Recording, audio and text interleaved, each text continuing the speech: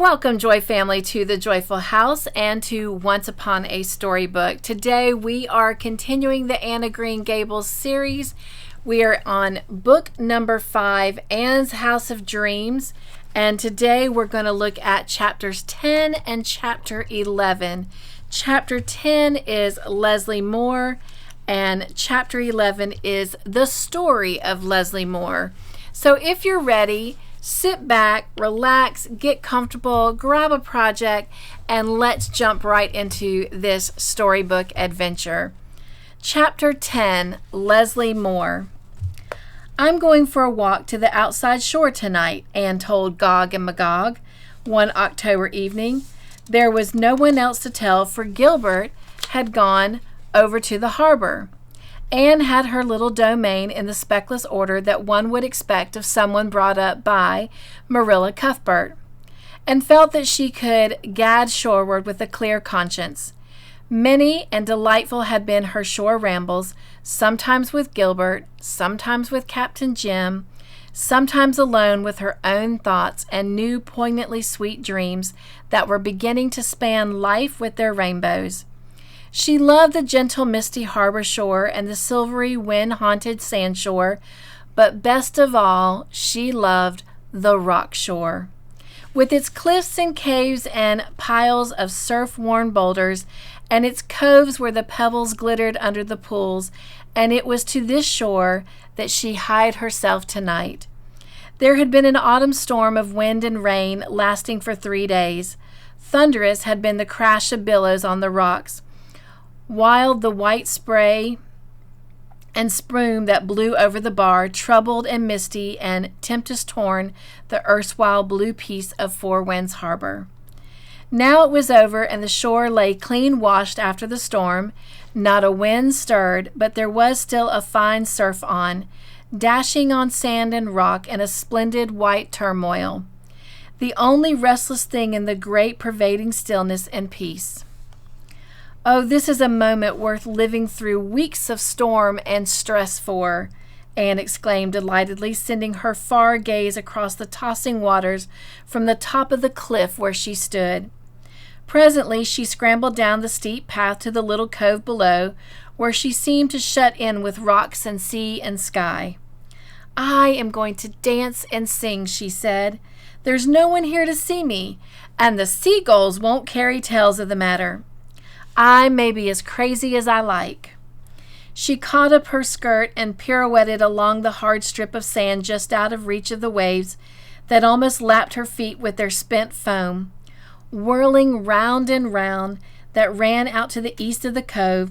Then she stopped suddenly, blushing crimson, for she was not alone. There had been a witness to her dance and her laughter. The girl of the golden hair and sea-blue eyes was sitting on a boulder of the headland, half hidden by a jetling rock.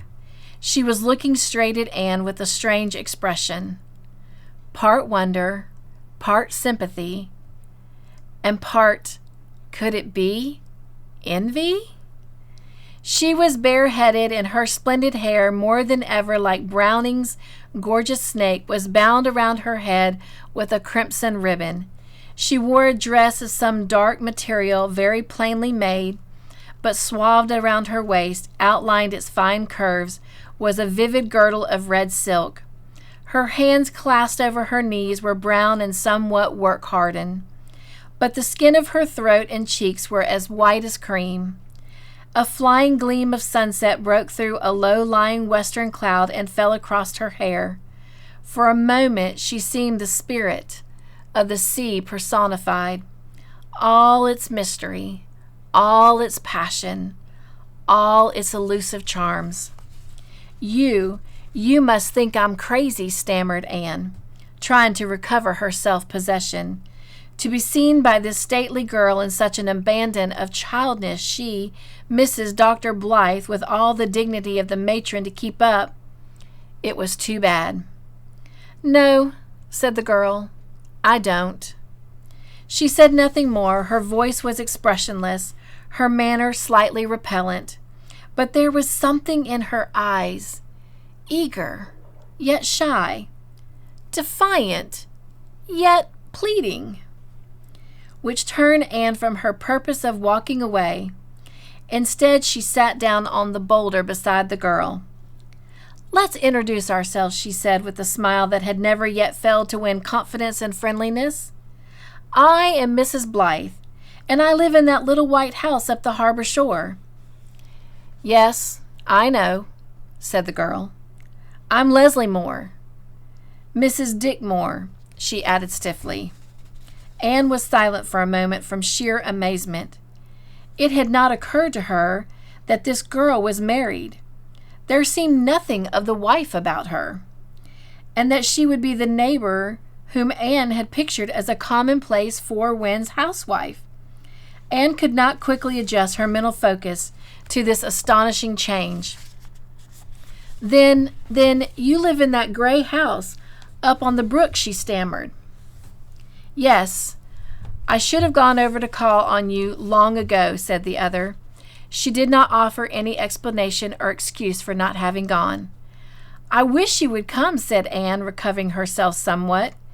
"We're such near neighbors. We ought to be friends. That is the sole fault of Four Winds. There aren't quite enough neighbors.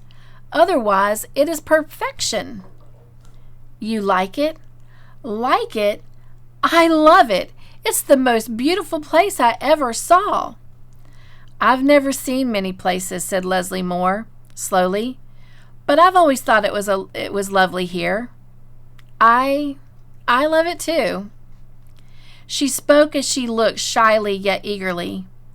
Anne had an odd impression that this strange girl, the word girl, would persist, could say a good deal if she chose. "I often come to the shore," she added. "So do I," said Anne. "It's a wonder that we haven't met before." "Probably you come earlier in the evening than I do. It's generally late, almost dark when I come, and I love to come after a storm, just like this. I don't like the sea so well when it's calm and quiet. I like the struggle and the crash and the noise." "I love it in all its moods," declared Anne. "The sea at Four Winds is to me what Lover's Lane was at home. Tonight it seems so free, so untamed. Something broke loose in me, too, out of sympathy. That was why I danced along the shore in that wild way. I didn't suppose anybody was looking, of course. If Miss Cornelia Bryant had seen me, she would have foreboded a gloomy prospect for poor young Dr. Blythe." "You know Miss Cornelia?" said Leslie, laughing. She had an exquisite laugh. It bubbled up suddenly and unexpectedly with something of the delicious quality of a baby's. Anne laughed too. "Oh, yes. She's been down to my house of dreams several times." "Your house of dreams?" "Oh, that's a dear, foolish little name Gilbert and I have for our home. We just call it that between ourselves. It slipped out before I thought." "So Miss Russell's little white house is your house of dreams," said Leslie wonderingly. "I had a house of dreams once, but it was a palace," she added, with a laugh, the sweetness of which was marred by a little note of derision. "Oh, I once dreamed of a palace too," said Anne. "I suppose all girls do." "And then we settled down contentedly in 8-room houses that seemed to fulfill all the desires of our hearts, because our prince is there. You should have had your palace really, though. You are so beautiful. You must let me say it. It has to be said. I'm nearly bursting with admiration. You are the loveliest thing I've ever seen, Mrs. Moore." "If we are to be friends, you must call me Leslie," said the other with an odd passion. "Of course I will. And my friends call me Anne." "I suppose I am beautiful," Leslie went on, looking stormily out to sea. "I hate my beauty. I wish I had always been as brown and plain as the brownest and plainest girl at the fishing village over there. Well, what do you think of Miss Cornelia?" The abrupt change of subject shut the door on any further confidences. "Miss Cordelia is a darling, isn't she?" said Anne. "Gilbert and I were invited to her house to a state tea last week. You've heard of Groaning Tables." I seem to recall seeing the expression in the newspaper reports of weddings, said Leslie, smiling. Well, Miss Cornelia's groaned. At least it creaked positively.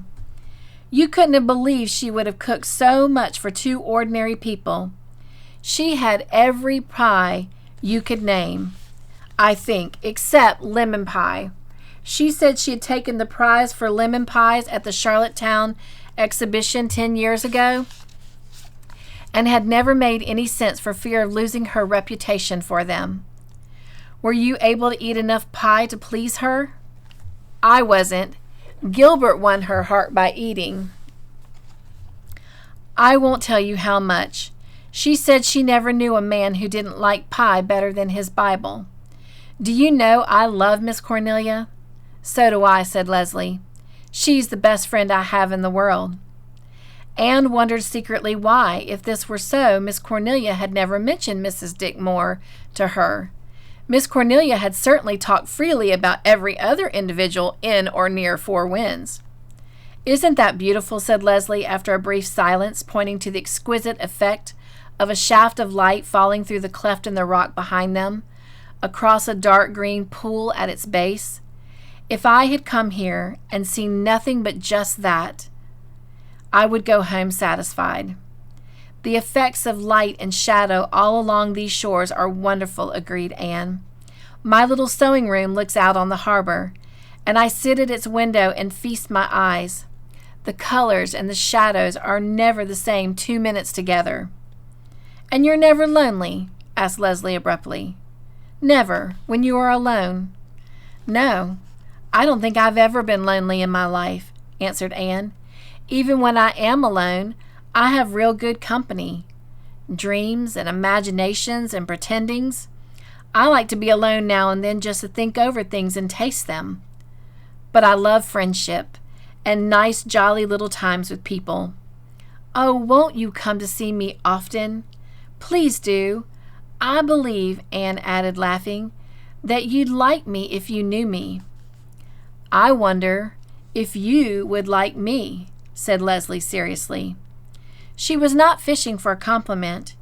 She looked out across the waves that were beginning to be garlanded with blossoms of moonlight foam, and her eyes filled with shadows. I'm sure I would, said Anne, and please don't think I'm utterly irresponsible because you saw me dancing on the shore at sunset. No doubt I shall be dignified after a time. You see, I haven't been married very long. I feel like a girl and sometimes like a child yet. I've been married 12 years, said Leslie. Here was another unbelievable thing. Why, you can't be as old as I am, exclaimed Anne. You must have been a child when you were married. I was 16, said Leslie, rising and picking up the cap and jacket lying beside her. I am 28 now. Well, I must go back. So must I. Gilbert will probably be home, but I'm so glad we both came to the shore tonight and met each other. Leslie said nothing, and Anne was a little chilled. She had offered friendship frankly, but it had not been accepted very graciously, if it had not been absolutely repelled. In silence they climbed the cliffs and walked across a pasture field of which the feathery, bleached wild grasses were like a carpet of creamy velvet in the moonlight. When they reached the shore lane, Leslie turned. I go this way, Miss Blythe. You will come over and see me sometime, won't you? Anne felt as if the invitation had been thrown at her. She got the impression that Leslie Moore gave it reluctantly. I will come if you really want me to, she said a little coldly. Oh, I do, exclaimed Leslie, with an eagerness which seemed to burst forth and beat down some restraint that had been imposed on it. Then I'll come. Good night, Leslie. Good night, Miss Blythe. Anne walked home in a brown study and poured out her tale to Gilbert. So Miss Dick Moore isn't one of the race that knows Joseph, said Gilbert teasingly. No, not exactly, and yet I think she was one of them once. But she's gone or got into exile, said Anne musingly. She is certainly very different from the other women around here. You can't talk about eggs and butter to her. To think I've been imagining her a second Mrs. Rachel Lynde. Have you ever seen Dick Moore, Gilbert? No, I've seen several men working about the fields of the farm, but I don't know which was more. She never mentioned him. I know she isn't happy. From what you tell me, I suppose she was married before she was old enough to know her own mind or heart, and found out too late that she had made a mistake. It's a common tragedy enough, Anne. A fine woman would have made the best of it. Miss Moore has evidently let it make her bitter and resentful. Don't let us judge her until we know, pleaded Anne. I don't believe her case is so ordinary. You will understand her fascination when you meet her, Gilbert. It is a thing quite apart from her beauty. I feel that she possesses a rich nature into which a friend might enter as into a kingdom, but for some reason she bars everyone out and shuts out all her possibilities up in herself, so that they cannot develop and blossom. There, I've been struggling to define her to myself ever since I left her, and that is the nearest I can get to it. I'm going to ask Miss Cornelia about her. Chapter 11. The Story of Leslie Moore. Yes, the 8th baby arrived a fortnight ago, said Miss Cornelia from a rocker before the fire of the little house one chilly October afternoon. It's a girl. Fred was ranting mad, said he wanted a boy, when the truth is he didn't want it at all. If it had been a boy, he'd have ranted because it wasn't a girl. They had 4 girls and 3 boys before, so I can't see that it made much difference what this one was, but of course he'd have to be cantankerous, just like a man. The baby is real pretty, dressed up in its nice little clothes. It has black eyes and the dearest, tiniest hands.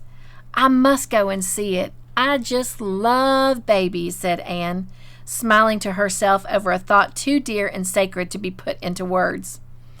I don't say but what they're nice, admitted Miss Cornelia. But some folks seem to have more than they really need, believe me. My poor cousin Flora up at the Glen had 11, and such a slave as she is.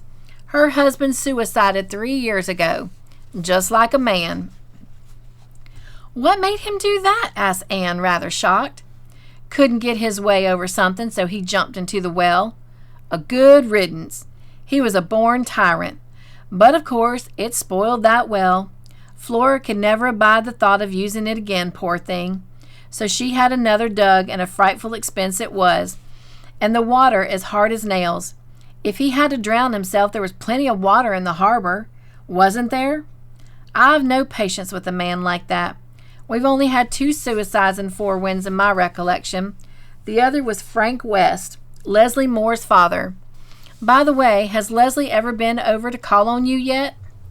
No, but I met her on the shore a few nights ago, and we scraped an acquaintance, said Anne, pricking up her ears. Miss Cornelia nodded. I'm glad, dearie. I was hoping you'd foregather with her. What did you think of her? I thought her very beautiful. Oh, of course. There was never anybody about Four Winds could touch her for looks. Did you ever see her hair? It reaches to her feet when she lets it down. But I meant, how did you like her? I think I could like her very much if she'd let me, said Anne slowly. But she wouldn't let you. She pushed you off and kept you at arm's length. Poor Leslie.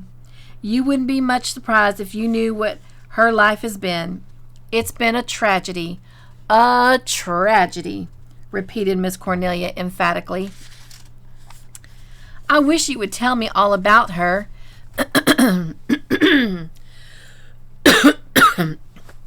Excuse me.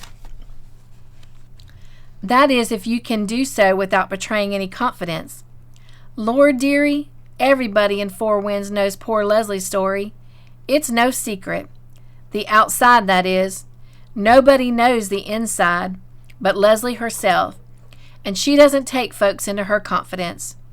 I'm about the best friend she has on earth, I reckon, and she's never uttered a word of complaint to me. Have you ever seen Dick Moore? No. Well, I may as well begin at the beginning and tell you everything straight through so you'll understand it. As I said, Leslie's father was Frank West. He was clever and shiftless, just like a man. Oh, he had heaps of brain, and much good they did him. He started to go to college, and he went for 2 years, and then his health broke down. The Wests were all inclined to be consumptive, so Frank came home and started farming. He married Rose Elliott from over harbor. Rose was reckoned the beauty of 4 winds. Leslie takes her looks from her mother, but she has 10 times the spirit and go that Rose had, and a far better figure. Now you know, Anne, I always take the ground that us women ought to stand on by each other. We've got enough to endure at the hands of the men, the Lord knows, so I hold we hadn't ought to clap or claw one another, and it isn't often you'll find me running down another woman. But I never had much use for Rose Elliott. She was spoiled to begin with, believe me, and she was nothing but a lazy, selfish, whining creature. Frank was no hand to work, so they were poor as Job's turkey, poor. They lived on potatoes and point, believe me. They had 2 children, Leslie and Kenneth. Leslie had her mother's look and her father's brains, and something she didn't get from either of them. She took after her grandmother West, a splendid old lady. She was the brightest, friendliest, merriest thing when she was a child, Anne. Everybody liked her. She was her father's favorite, and she was awful fond of him. They were chums, as she used to say. She couldn't see any of his faults, and he was a taken sort of man in some ways. Well, when Leslie was 12 years old, the first dreadful thing happened. She worshipped little Kenneth. He was 4 years younger than her, and he was a dear little chap. And he was killed one day, fell off a big load of hay just as it was going into the barn, and the wheel went right over his little body and crushed the life out of it. And mind you, Anne, Leslie saw it. She was looking down from the loft, and she gave one screech. The hired man said he never heard such a sound in all his life. He said it would ring in his ears till Gabriel's trump drove it out. But she never screeched or cried again about it. She jumped from the loft onto that load, and from the load to the floor, and caught up to that little bleeding, warm, dead body. And they had to tear it from her before she'd let it go. They sent for me. I can talk of it.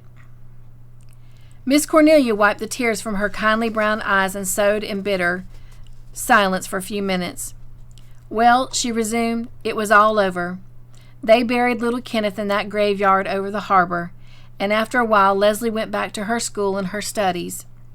She never mentioned Kenneth's name, and I never heard it cross her lips from that day to this. I reckon that old hurt still aches and burns at times. But she was only a child, and time is real to children.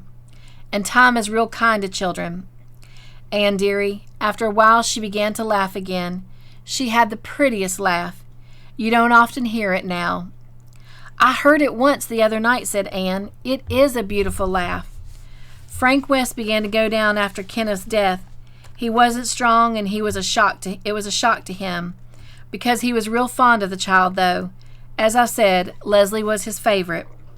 He got mopey and melancholy and couldn't or wouldn't work, and one day when Leslie was 14 years of age, he hanged himself.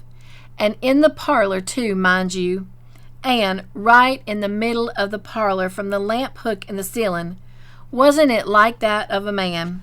It was the anniversary of his wedding day, too. Nice tasty time to pick for it, wasn't it? And of course that poor Leslie had to be the one to find him. She went into that parlor that morning singing with some fresh flowers for the vases, and there she saw her father hanging from the ceiling, his face as black as coal. It was something awful, believe me. Oh, how horrible, said Anne, shuddering. The poor, poor child. Leslie didn't cry at her father's funeral any more than she had cried at Kenneth's. Rose whooped and hollered for 2, however, and Leslie had all she could do trying to calm and comfort her mother. I was disgusted with Rose, and so was everyone else, but Leslie, she never got out of patience. She loved her mother. Leslie is clannish. Her own could never do wrong in her eyes. Well, they buried Frank West beside Kenneth, and Rose put up a great big monument to him. It was bigger than his character, believe me. Anyhow, it was bigger than Rose could afford, for the farm was mortgaged for more than its value. But long after Leslie's old grandmother West died and she left Leslie a little money, enough to give her a year at Queen's Academy, Leslie had made up her mind to pass for a teacher she could, and then earn enough to put herself through Redmond College. That had been her father's pet scheme. He wanted her to have what he had lost. Leslie was full of ambition, and her head was chock full of brains. She went to Queen's and she took 2 years' work in 1 year and got her first. And when she came home, she got the Glen School. She was so happy and hopeful and full of life and eagerness. When I think of what she was then and what she is now, I say, drat the men. Miss Cornelia snipped her thread off as viciously as if Nero-like she was severing the neck of mankind by the stroke. Dick Moore came into her life that summer. His father, Abner Moore, kept store at the Glen, but Dick had a sea-going streak in him from his mother. He used to sail in summer and clerk in his father's store in winter. He was a big, handsome fellow with a little ugly soul. He was always wanting something till he got it, and then he stopped wanting it, just like a man. Oh, he didn't growl at the weather when it was fine, and he was mostly real pleasant and agreeable when everything went right. But he drank a good deal, and there were some nasty stories told of him and a girl down at the fishing village. He wasn't fit for Leslie to wipe her feet on, and that's the long and short of it. And he was a Methodist, but he was clean mad about her because of her good looks in the first place, and because she wouldn't have anything to say to him in the second. He vowed he'd have her, and he got her. How did he bring it about? Oh, it was an iniquitous thing. I'll never forgive Rose West. You see, dearie, Abner Moore held the mortgage on the West farm, and the interest was overdue some years, and Dick just went and told Miss West that if Leslie wouldn't marry him, he'd get his father to foreclose the mortgage. Rose carried on terrible, fainted and wept, and pleaded with Leslie not to let her be turned out of her home. She said it would break her heart to leave the home she had come to as a bride.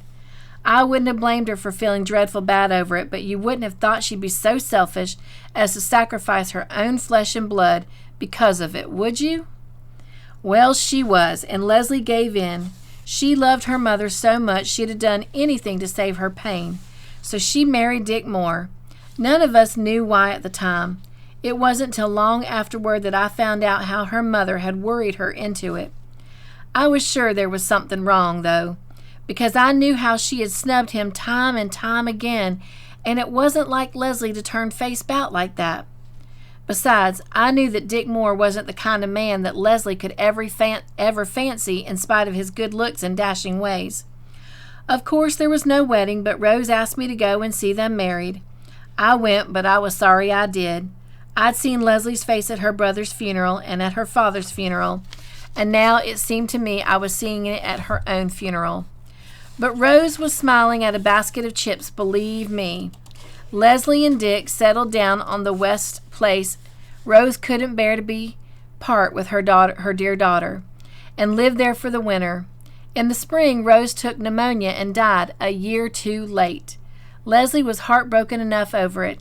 Isn't it terrible the way some unworthy folks are loved, while others that deserve it far more you think never get much affection? As for Dick, he had enough of quiet married life, just like a man, and he was for up and off. He went over to Nova Scotia to visit his relations. His father had come from Nova Scotia, and he wrote back to Leslie that his cousin George Moore was going on a voyage to Havana, and he was going to go too. The name of the vessel was the Four Sisters, and they were to be gone about 9 weeks. It must have been a relief to Leslie, but she never said anything. From the day of her marriage, she was just what she is now, cold and proud, and keeping everyone but me at a distance. I won't be kept at a distance, believe me. I'm just stuck to Leslie as close as I know how in spite of everything. She told me you were the best friend she had, said Anne. Did she? Exclaimed Miss Cornelia delightedly. Well, I'm real thankful to hear it. Sometimes I've wondered if she really did want me around at all. She never let me think so. You must have thought her out more than you think, or you wouldn't have said that much itself to you. Or she wouldn't have said that much itself to you. Oh, that poor heartbroken girl.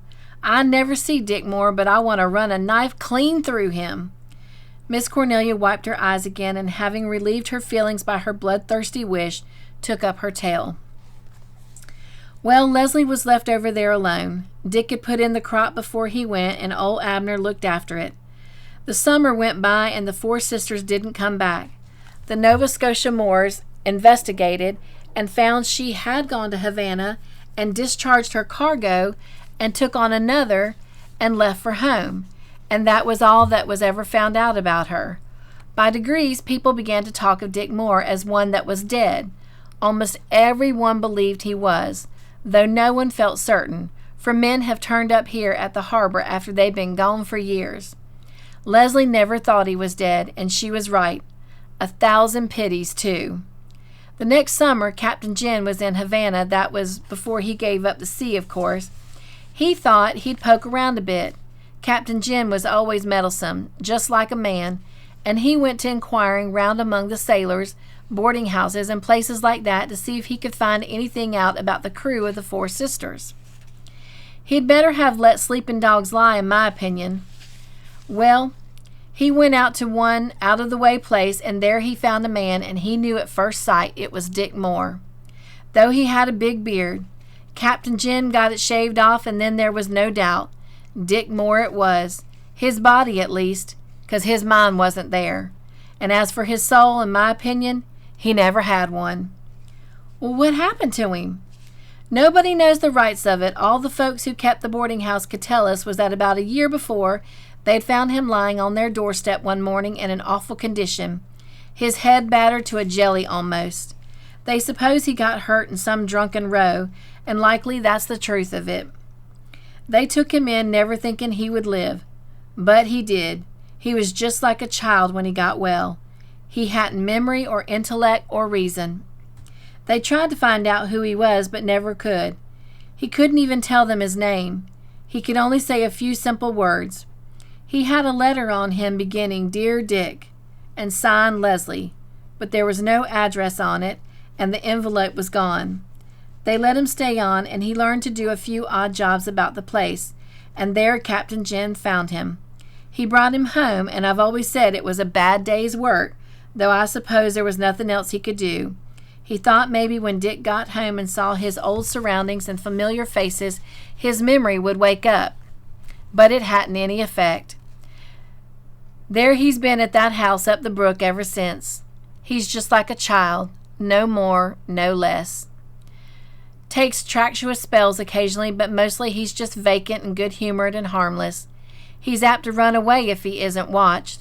That's the burden Leslie has had to carry for 11 years, and all alone. Old Abner Moore died soon after Dick was brought home, and it was found he was almost bankrupt. When things were settled up, there was nothing for Leslie and Dick but the old West farm. Leslie rented it to John Ward, and the rent is all she has to live on. Sometimes in summer she takes a boarder to help out, but most visitors prefer the other side of the harbor where the hotels and summer cottages are. Leslie's house is too far from the bathing shore. She's taken care of Dick, and she's never been away from him for 11 years.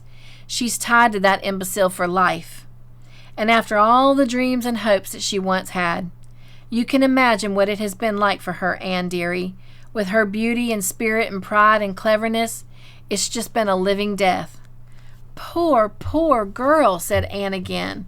Her own happiness seemed to reproach her. What right had she to be so happy when another human soul must be so miserable? Will you tell me just what Leslie said and how she acted the night you met her on the shore? Asked Miss Cornelia. She listened intently and nodded her satisfaction. You thought she was stiff and cold, Anne dearie, but I can tell you she thawed out wonderful for her. She must have taken to you real strong. I'm so glad. You may be able to help her a good deal.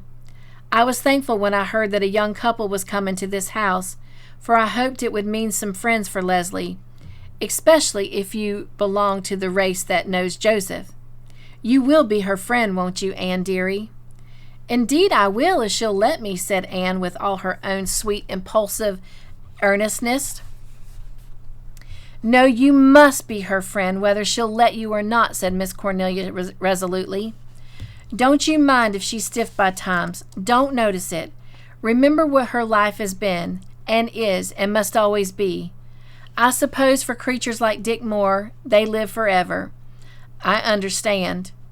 You should see how far he's gotten since he came home. He used to be how fat he's gotten since he came home. He used to be lean enough. Just make her be friends. You can do it. You're one of those who have the knack. Only you mustn't be sensitive. And don't mind if she doesn't seem to want you to go over there much. She knows that some women don't like to be where Dick is. They complain he gives them the creeps. Just get her to come over here as often as she can. She can't get away so very much.